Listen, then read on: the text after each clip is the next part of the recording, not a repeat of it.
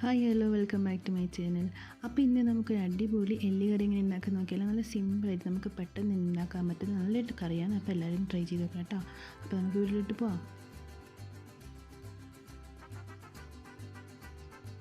അപ്പോൾ ആദ്യം തന്നെ ഒരു കുക്കറിലേക്ക് ഒരു 1.5 ടീസ്പൂണോളം വെളിച്ചെണ്ണ ഒഴിച്ച് കൊടുക്കുക. അതിലേക്ക് നമുക്ക് 2 പീസ് കറുവാപ്പട്ട ഇട്ട് കൊടുക്കുക. എന്നിട്ട് 2 വലിയ സവാള ഇതുപോലെ അരിഞ്ഞത് ഇട്ട് കൊടുത്തിട്ട് നന്നായിട്ടൊന്ന് വഴറ്റിയെടുക്കണം.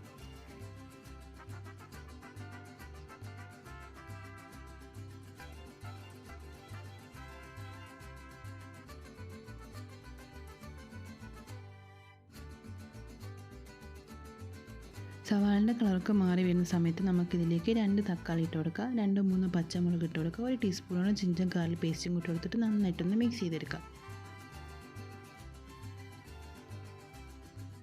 ഇനി നമുക്കിതിലേക്ക് പൊടികൾ ചേർത്ത് കൊടുക്കാം. 3 ടീസ്പൂണോളം മല്ലിപ്പൊടി, 1/4 ടീസ്പൂണോളം മഞ്ഞൾപ്പൊടിയും,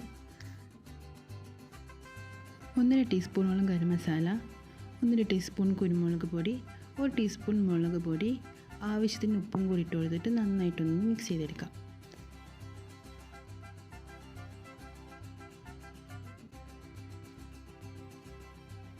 ഇപ്പം നന്നായിട്ട് മസാല മിക്സായി കിട്ടിയിട്ടുണ്ട്. ഇനി ഇതിലേക്ക് നമുക്ക് കഴുകി വൃത്തിയാക്കി വെച്ചിട്ടുള്ള എല്ലിട്ട് കൊടുക്കാം.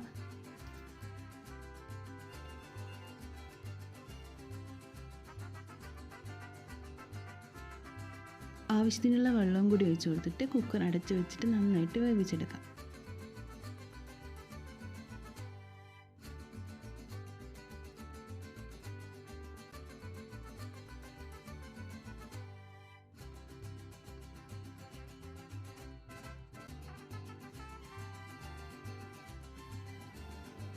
ഇപ്പോൾ നമ്മൾ എല്ലൊക്കെ നന്നായിട്ട് വെന്ത് വിട്ടിട്ടുണ്ട്. ഇനി ഇതിലേക്ക് നമുക്ക് കുറച്ച് മല്ലിയിലയും കറിവേപ്പിലയും ഇട്ട് കൊടുത്തിട്ട് നന്നായിട്ട് ഒന്നും കൂടി ഒന്ന് മിക്സ് ചെയ്യാം.